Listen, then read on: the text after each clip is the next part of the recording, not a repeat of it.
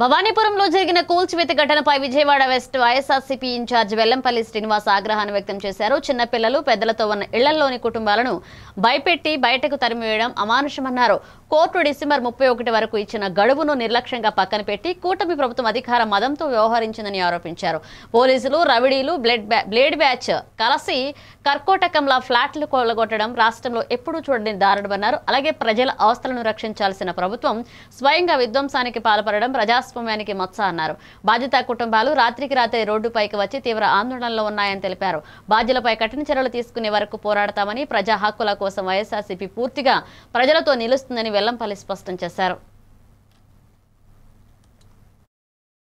ఈ గోండాకు సంబంధించిన కొంతమంది వీళ్ళు తాగేసి ఇష్టం వచ్చినట్టుగా వీళ్ళని బయట పంపించడం చాలా బాధాకరం. అదే చెప్తుందమ్మా, పెన్షన్ వస్తుంది నాకు 4000 రూపాయలు అని చెప్పని. నేను నిన్న కూడా చెప్పాను, చంద్రబాబు నాయుడు గారు ప్రతి నెల 1st తారీఖు పెన్షన్ కి వెళ్తారు, అదే పెన్షన్ కి ఇవ్వడానికి రావచ్చు, ఇక్కడికి చూడొచ్చు కదా. ఇక్కడ కేవలం ఇది అంతా కూడా వాళ్ళకి తెలిసే, వాళ్ళ కనుసన్నుల్లోనే పూర్తిగా స్థానిక ఎంపీకి తెలుసు, స్థానిక ఎమ్మెల్యేలు తెలుసు, ప్రజాప్రతినిధి అండతోనే ఈ కార్యక్రమం చేపట్టారు. ఇది కూల్చేసిన తర్వాత ఎవరైతే లేడీస్ ని ఇబ్బంది పెట్టి జుట్టు పట్టుకొని లాక్ రావడం కానివ్వండి, చేతులు పట్టుకొని లాక్ రావడం కానివ్వండి, వాళ్ళ పేర్లతో కంప్లైంట్ పెడితే ఇప్పటి వరకు కూడా ఎందుకు కంప్లైంట్ ఫైల్ చేయట్లేదు? వాళ్ళ మీద మీరు వీళ్ళు ఇచ్చిన కంప్లైంట్స్ ఎందుకు ఫైల్ చేయట్లేదు? ఎందుకు మీరు వన్ సైడ్ గా మీరు నటిస్తున్నారు? వన్ సైడ్ గా ఎందుకు చేస్తున్నారు?